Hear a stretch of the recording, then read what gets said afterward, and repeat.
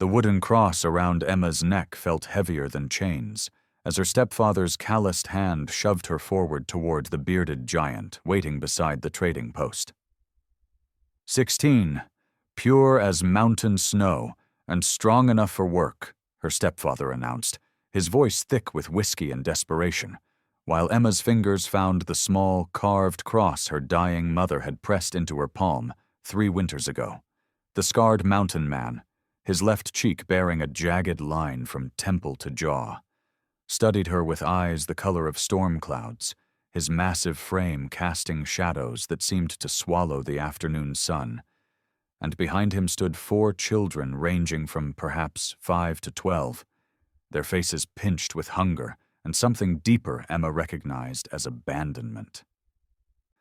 $40, the mountain man said quietly, his voice rumbling like distant thunder, never taking his gaze from Emma's trembling form as she clutched the cross tighter, feeling its worn edges bite into her palm.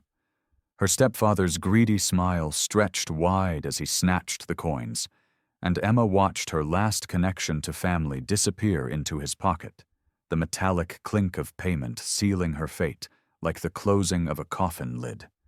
The mountain man stepped forward, and Emma flinched, expecting roughness. But his touch on her elbow was surprisingly gentle as he guided her toward a waiting wagon where the 4 children sat silent as gravestones, their eyes reflecting a wariness that matched the ache building in her chest. "Name's Jacob," he said simply, helping her up onto the wagon seat, his scarred hands careful not to linger, and Emma whispered, "Emma," through lips that felt numb with shock and fear. As the wagon lurched forward, carrying her away from everything she'd ever known toward a mountain that loomed like a sleeping giant against the sky. Emma pressed the wooden cross against her heart and wondered if her mother's prayers could reach her in whatever wilderness awaited. The trading post grew smaller behind them, and with it her childhood, while ahead lay only questions and the steady breathing of the man whose $40 purchase had just changed the course of her life forever. The mountain trail wound upward like a serpent's spine, each turn revealing vistas that should have taken Emma's breath away, but fear had already stolen her ability to appreciate beauty, as Jacob's 4 children remained silent, as stones in the wagon bed behind her. The oldest, a girl with Jacob's same storm-gray eyes, finally spoke as they paused to rest the horses beside a rushing creek, her voice carrying the weight of premature adulthood. "I'm Sarah. These are my brothers Tom and little Ben, and that's our sister Mary," she said, pointing to each child in turn, while Emma noticed how they all bore the same careful distance. The same guarded expression that suggested too many disappointments. Jacob watered the horses while Emma sat awkwardly on a fallen log, the wooden cross warm against her skin, watching as young Mary, perhaps 7 years old, approached with hesitant steps, her tangled blonde hair catching sunlight like spun gold. "Are you going to be our new mama?" Mary whispered, and Emma's heart clenched at the hope flickering in the child's blue eyes, while Sarah quickly pulled her sister back with a sharp, "Don't get attached, Mary. You know what happens when we get attached." The words hit Emma like physical blows, revealing a history of loss that explained the children's careful composure, and she found herself reaching for the cross as Jacob returned, his face unreadable as granite, while he lifted Mary into the wagon with practiced ease. "How long since their mother?" Emma began quietly, but Jacob's jaw tightened, the scar on his cheek seeming to pulse with old pain as he cut her off with a simple 3 years, before climbing onto the wagon seat beside her. The horses resumed their steady climb, and Emma noticed how Jacob's hands, despite their size and obvious strength, held the reins with surprising gentleness. The same careful control he'd shown when helping her into the wagon, and she wondered what tragedies had taught this mountain of a man to move through the world with such measured restraint. As afternoon shadows lengthened and the air grew thin with altitude, Emma caught glimpses of Jacob stealing glances at her, his expression unreadable, but somehow less harsh than when she'd first seen him at the trading post, though the children remained quiet as ghosts, their silence speaking volumes about the disappointments they'd already endured in their short lives. When they finally crested a ridge, and Emma saw the cabin nestled in a valley below, smoke rising from its chimney like a promise of warmth, she pressed the wooden cross one more time and whispered a prayer that whatever awaited her in that distant home might somehow heal the broken hearts she was meant to tend. The cabin squatted against the mountainside, like something grown from the earth itself, its log walls weathered silver gray and its windows glowing amber in the gathering dusk, while Emma's stomach churned with a mixture of exhaustion and terror as Jacob helped her down from the wagon with the same careful gentleness he'd shown all day. Inside, the single large room held the essence of masculine survival. Rough-hewn furniture, practical shelves lined with supplies, and a massive stone fireplace that dominated one wall like the heart of the home. But what struck Emma most was the absence of softness, the complete lack of any feminine touch that spoke of how thoroughly these children had been motherless. Sarah immediately began preparing supper with the efficiency of someone far older than her 12 years, while the boys carried Emma's single carpet bag to a corner where a narrow cot had been set up, and Emma realized with relief and confusion that Jacob had prepared separate sleeping arrangements, despite purchasing her as his bride. "You'll sleep there," Jacob said, pointing to the cot while avoiding her eyes, his voice gruff but not unkind. "The children and I share the main bed until we figure things out." And Emma's fingers found the wooden cross again, grateful for this unexpected mercy, even as she wondered what figuring things out might mean. Little Mary appeared at Emma's side, tugging on her worn skirt with tiny fingers, and whispered, "Will you tell us a story?" with such naked hope that Emma's heart nearly broke, while Sarah shot her sister a warning look that clearly said, "Don't expect too much." As they gathered around the rough wooden table for a simple meal of cornbread and beans, Emma noticed how the children ate with careful precision, wasting nothing, savoring everything, and she began to understand the depth of hardship that had shaped their young lives long before she arrived. Jacob blessed the food in a voice that trembled slightly when he added, "And for bringing Emma safely to our home." And she looked up to find him watching her with an expression that might have been gratitude, mixed with something deeper and more complicated than simple appreciation. The wooden cross seemed to warm against her chest as she helped Sarah clear the dishes, their hands brushing briefly over a tin plate. And for the first time since leaving the trading post, Emma felt a flicker of something that might eventually grow into belonging. When darkness finally claimed the valley outside, and the children settled into their bedrolls with whispered goodnights, Emma lay on her narrow cot listening to Jacob's breathing from across the room, and wondered if the gentle giant who'd bought her freedom might somehow also become the answer to prayers she'd been afraid to pray. Dawn arrived with the sound of splitting wood as Jacob's axe bit into logs outside the cabin, the rhythmic thunking pulling Emma from fitful dreams, where her stepfather's drunken laughter chased her through endless corridors of memory. She dressed quickly in the gray light filtering through small windows, her fingers automatically checking for the wooden cross before she stepped outside to find Jacob stripped to his waist despite the morning chill, his scarred back revealing a map of old violence that made her breath catch in her throat. Parallel lines that could only have come from a whip, a dozen small round scars that spoke of burns, and one long puckered mark across his shoulder blade that looked like a knife wound that had healed poorly. He turned when he heard her step, quickly reaching for his shirt with movements that spoke of shame rather than modesty. But not before Emma saw how the scar on his face continued down his neck and disappeared beneath the fabric, a testament to whatever hell had forged this gentle giant from raw brutality. "Didn't mean to wake you," he said, his voice rough with embarrassment as he pulled the shirt over his head, while Emma felt the wooden cross pulse against her chest like a heartbeat, reminding her that sometimes the most wounded souls carried the deepest capacity for kindness.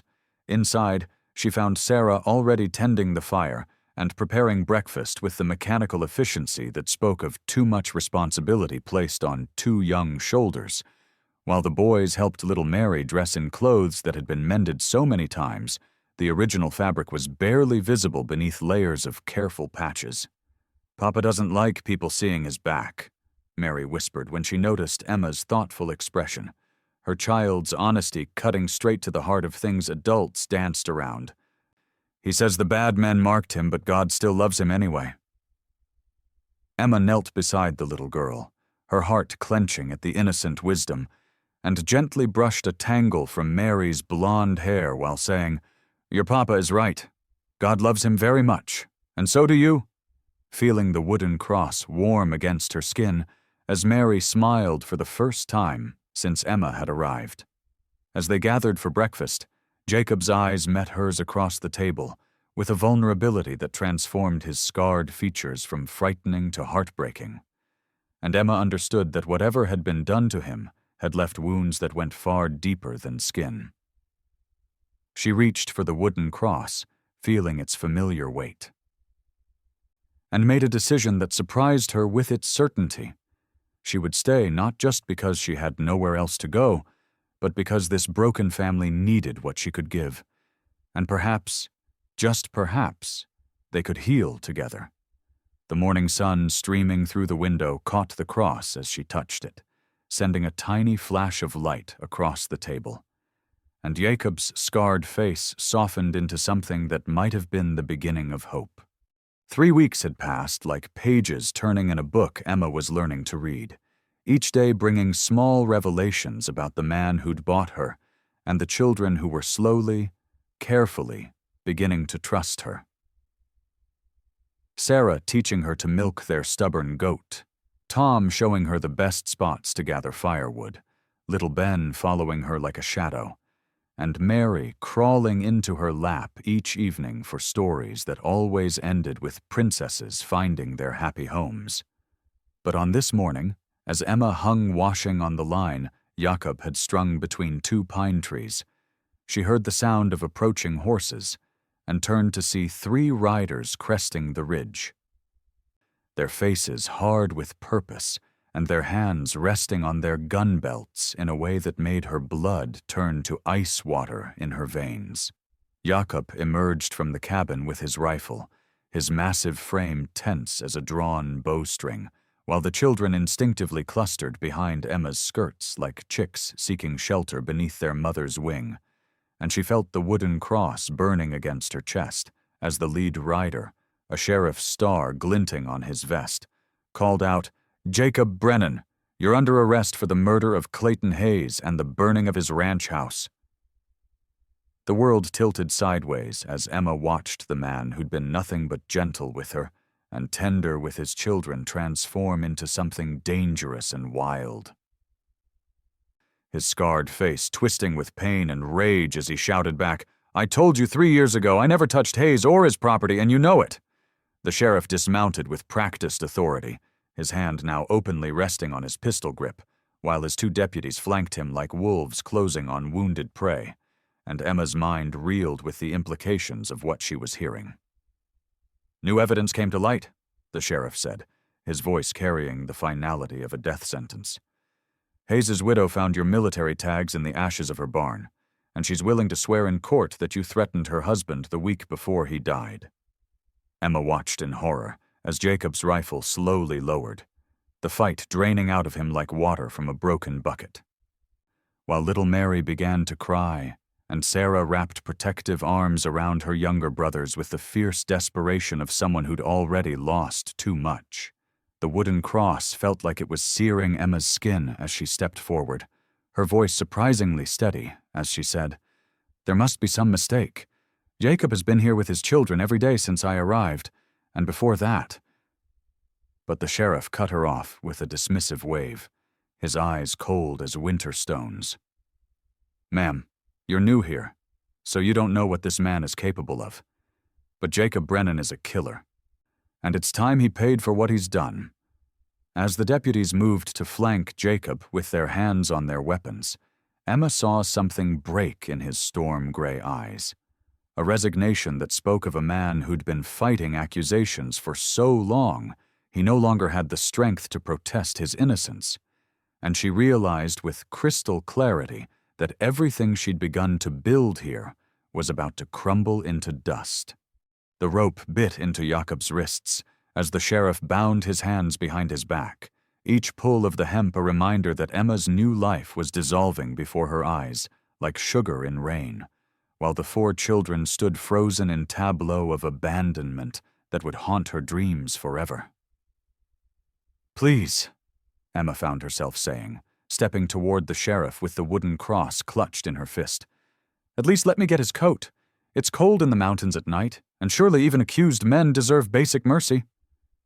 But the lawman's face remained carved from stone as he shook his head and prepared to boost Jacob onto one of the extra horses they'd brought. Little Mary broke from Sarah's protective embrace and ran to her father, wrapping her tiny arms around his legs while sobbing, "Papa, don't leave us again!" And Emma watched Jacob's scarred face crumble with anguish as he tried to kneel despite his bound hands, whispering, "Be good for Emma, little star. She'll take care of you now," as if he already knew he would never return to see his children grow. The sheriff pulled Mary away with more gentleness than Emma expected, but his voice remained implacable as he said, "Jacob Brennan, you're charged with murder in the 1st degree, and you'll be held in the territorial jail until circuit judge arrives next month." While Jacob looked back at Emma with eyes that held gratitude, regret, and something that might have been love all tangled together in a knot she couldn't begin to untie. As the horses turned to leave, carrying away the man who'd become her unexpected protector, Emma felt the wooden cross burn against her palm and made a decision that surprised her with its fierce certainty.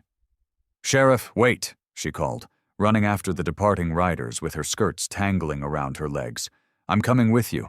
If Jacob is to be tried, he deserves someone to speak for his character, and these children deserve to know their father fought for his innocence."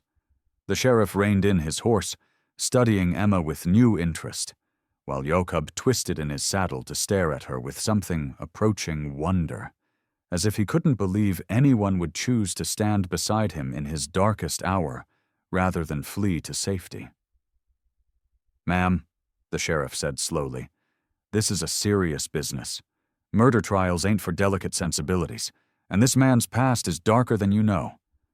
But Emma lifted her chin with determination that came from some deep well she hadn't known existed, the wooden cross warm and solid in her grip. "Then I'll learn about his past from him, not from gossip and accusations," she replied, her voice carrying across the mountain valley like a bell, while behind her, Sarah stepped forward with the same stubborn courage, saying, "If Emma goes, we all go. This family stays together." The sheriff looked from Emma to the children, to Jacob's stunned face, and Emma saw something shift in his expression, a flicker of respect, or perhaps just recognition that sometimes the most unexpected people find the strength to fight battles they never chose. And he nodded slowly, saying, "All right then, but you'll need to find your own way to town and your own place to stay. I'm not running a charity escort service."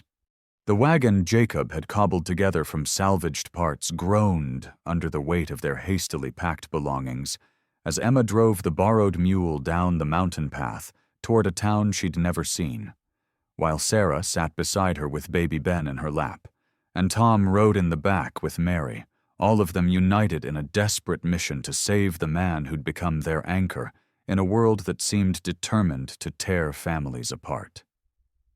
The wooden cross swayed against Emma's chest with each bump and turn, reminding her of her mother's faith in impossible things. While ahead of them the town of Cedar Falls spread along the valley floor like a collection of child's blocks, its main street bustling with the kind of commerce and community that had been absent from their mountain isolation. They found lodging at a boarding house run by a widow named Mrs. Patterson, whose sharp eyes and sharper tongue made it clear she'd heard about Jacob's arrest and wasn't entirely pleased to be housing his purchased bride and children. But Christian Charity won out over social disapproval when she saw little Mary's tear-stained face and agreed to let them stay for 50 cents a night. Emma spent their first evening in town, walking the main street with careful steps, listening to conversations that died when people noticed her presence, learning through whispered fragments that Jacob Brennan was either a war hero driven mad by violence or a cold-blooded killer who'd fooled everyone with his gentle facade, depending on who was telling the story. At the general store, she overheard two women discussing that poor girl who was sold to the murderer, their voices thick with pity and judgment, while at the saloon, men spoke of Jacob with the kind of grudging respect reserved for someone dangerous but honorable, calling him hell with a rifle and the best tracker in 3 territories, before falling silent when they spotted Emma through the window. The courthouse loomed at the end of Main Street like a monument to justice or injustice, depending on one's perspective, and Emma found herself standing on its steps as evening shadows lengthened, the wooden cross burning against her palm as she wondered how a 16-year-old girl with no money and no connections could possibly save a man. The entire territory seemed determined to hang.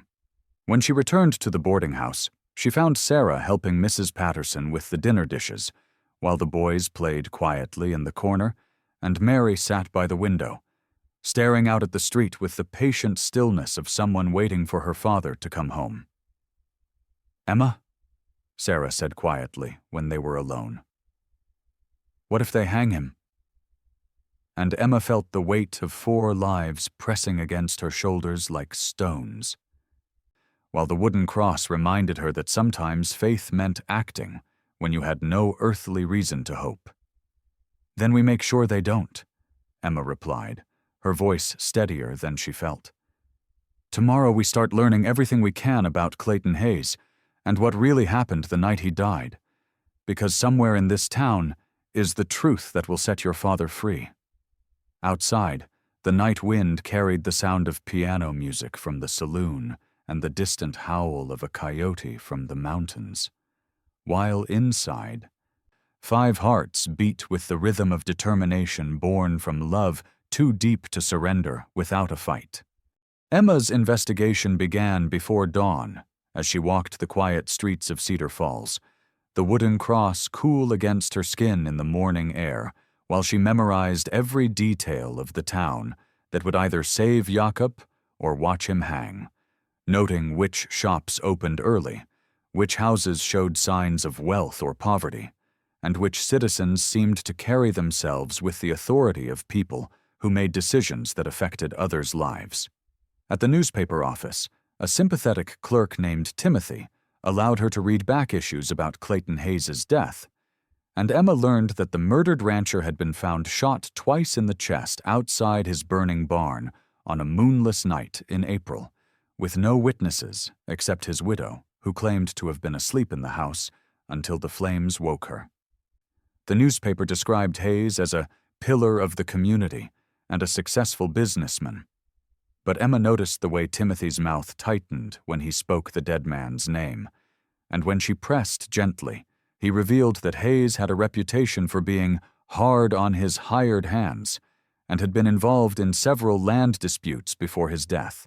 At the bank, Emma discovered that Hayes had been heavily in debt despite his apparent prosperity, owing money to creditors from Denver to Santa Fe, and the banker, a nervous little man with ink-stained fingers, let slip that the widow Hayes had inherited a substantial life insurance policy that had allowed her to pay off her late husband's debts and live quite comfortably.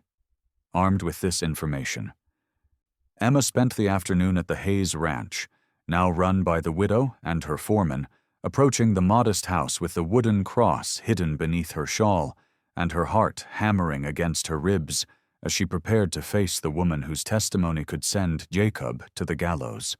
Mrs. Abigail Hayes proved to be a handsome woman in her 30s, with calculating eyes and a mouth that smiled without warmth, receiving Emma in her parlor with the kind of false courtesy that barely concealed contempt as she served tea in delicate china cups that spoke of newfound prosperity.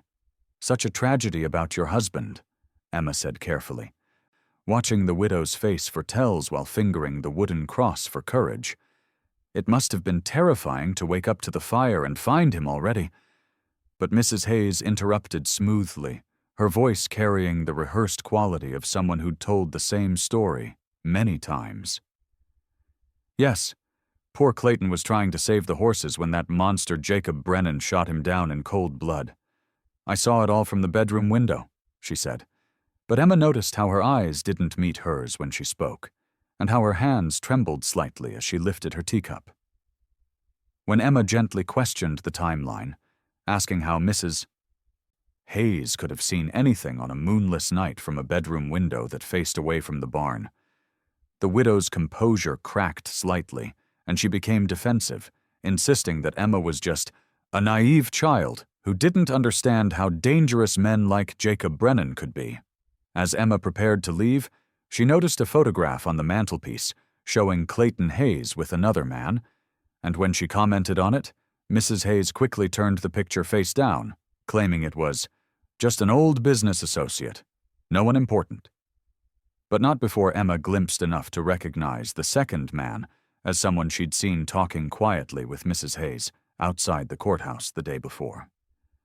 Walking back to town in the gathering dusk, Emma felt the wooden cross pulse against her chest like a heartbeat, and she knew with sudden certainty that Abigail Hayes was hiding something that could either damn Jacob forever or set him free. She just had to figure out how to prove it before the circuit judge arrived to seal his fate. The breakthrough came from an unexpected source as Emma sat in the boarding house kitchen helping Mrs. Patterson with the breakfast dishes, when the older woman suddenly said, "You know, I never did believe that story about Jacob killing Clayton Hayes. My late husband used to say that Jacob Brennan was the most honorable man he'd ever served with in the war.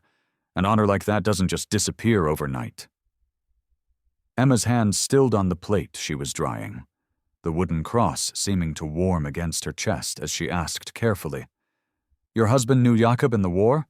And Mrs. Patterson nodded, her eyes distant with memory as she explained that her husband had been Jacob's sergeant in a cavalry unit that had seen action across 3 territories.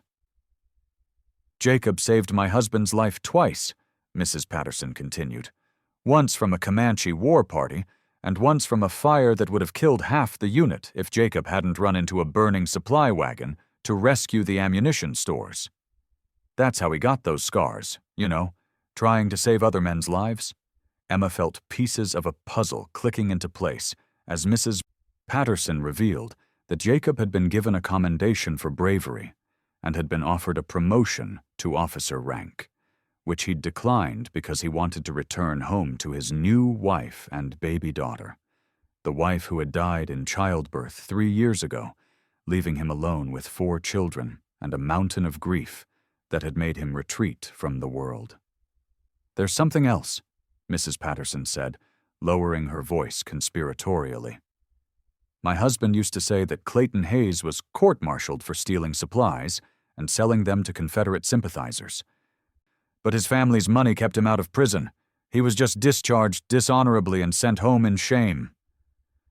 Emma's pulse quickened as she realized this connection between Jacob and Hayes went deeper than anyone had suspected, and she spent the afternoon at the courthouse searching through military records until she found what she was looking for. Clayton Hayes had indeed been court-martialed for theft and treason, and the officer who had testified against him was Sergeant Jacob Brennan. Armed with this revelation, Emma rushed to the jail, where Jacob sat in a cell barely large enough for his massive frame, his scarred face gaunt with despair until he saw her approaching with hope blazing in her eyes and the wooden cross clutched in her hand like a talisman. "Jacob," she said urgently through the bars, "I know why Hayes was killed, and I know you didn't do it. Clayton Hayes was selling stolen military supplies during the war, and you testified against him at his court-martial, which means someone wanted both of you dead to cover up a conspiracy that's been festering for years." Jacob's storm-gray eyes widened with understanding as Emma explained about the widow's insurance money, the mysterious business associate in the photograph, and the convenient discovery of his military tags in the burned barn. Evidence that could have been planted by anyone who knew about his past connection to Hayes. "Emma," Jacob said, his voice thick with emotion as he reached through the bars to touch her face with surprising gentleness. "Even if you're right, how can we prove it without getting ourselves killed in the process?" But Emma smiled, the wooden cross warm against her palm, and said, "We're going to set a trap, and Mrs. Hayes is going to walk right into it." The setting sun cast long shadows through the jail's single window as Emma outlined her plan, while Jacob listened with growing amazement at the courage of the 16-year-old girl who had chosen to fight for him when the entire world seemed determined to see him hang. And for the first time since his arrest, he began to believe that justice might be possible after all. The plan Emma had devised required perfect timing and nerves of steel as she stood in the courthouse parlor before the circuit judge, Mrs. Hayes, the sheriff, and half the town, with the wooden cross hidden beneath her best dress while she prepared to gamble everything on a desperate bluff that would either save Jacob or damn them both. "Your Honor," Emma began, her voice carrying clearly through the packed room, while Sarah, Tom, Ben, and Mary watched from the front row with faces that reflected complete faith in her ability to bring their father home. "I have evidence that will prove Jacob Brennan's innocence and reveal the true killer of Clayton Hayes." Mrs. Hayes shifted uncomfortably in her seat, her face carefully composed, but her hands betraying her nervousness as they twisted her wedding ring round and round her finger, while Emma reached into her reticule and withdrew a piece of paper that she claimed contained the confession of Hayes's real killer. "This document," Emma announced, holding up what was actually just a blank sheet with Jacob's signature forged at the bottom, "was found hidden in Clayton Hayes's barn before it burned, and it names his killer as someone with access to military records, someone who knew about the court-martial, and someone who had intimate knowledge of Jacob Brennan's war service." The courtroom erupted in murmurs as Emma continued her performance, her fingers finding the wooden cross through her dress fabric, while she watched Mrs. Hayes's face grow paler with each word, the widow's carefully constructed composure finally beginning to crack under the pressure of public scrutiny. "Furthermore," Emma said, her voice growing stronger as she sensed victory within reach, "this confession explains how the killer obtained Jacob's military tags and planted them in the burned barn to frame an innocent man. And it reveals that Clayton Hayes was murdered not by Jacob Brennan, but by his own business partner, a man who had been helping him sell stolen military supplies and who killed him when Hayes threatened to confess their crimes to the authorities." Mrs. Hayes suddenly stood up, her chair scraping against the wooden floor as she cried out, "That's impossible. Clayton never had any business partner, and this girl is just making up lies to save her. But she stopped mid-sentence, realizing too late that she had just admitted to knowing details about her husband's business that she had never mentioned before. The sheriff stepped forward, his hand resting on his gun belt as he studied Mrs. Hayes with new suspicion, while Emma pressed her advantage by saying, "The confession also mentions that the killer forced Clayton to write a letter to Jacob, luring him to the ranch on the night of the murder, which explains how the killer knew exactly when and where to plant the evidence." Mrs. Hayes's facade finally shattered completely as she screamed, "He deserved to die." Her face twisted with rage and desperation as the truth poured out of her like poison from a lanced wound. "Clayton was going to confess everything to save his own skin and leave me with nothing but debt and shame.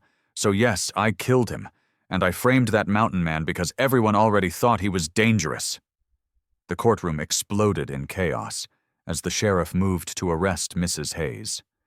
But Emma barely heard the commotion because Jacob had burst through the courthouse doors, his chains removed, and his face radiant with joy and gratitude as he swept her into his arms and whispered, "You saved us all, my brave girl. You saved us all."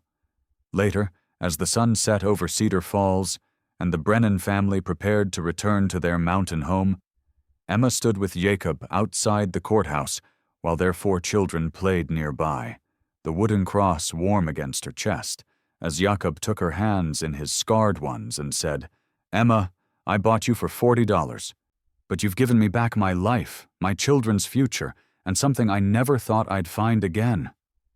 Love."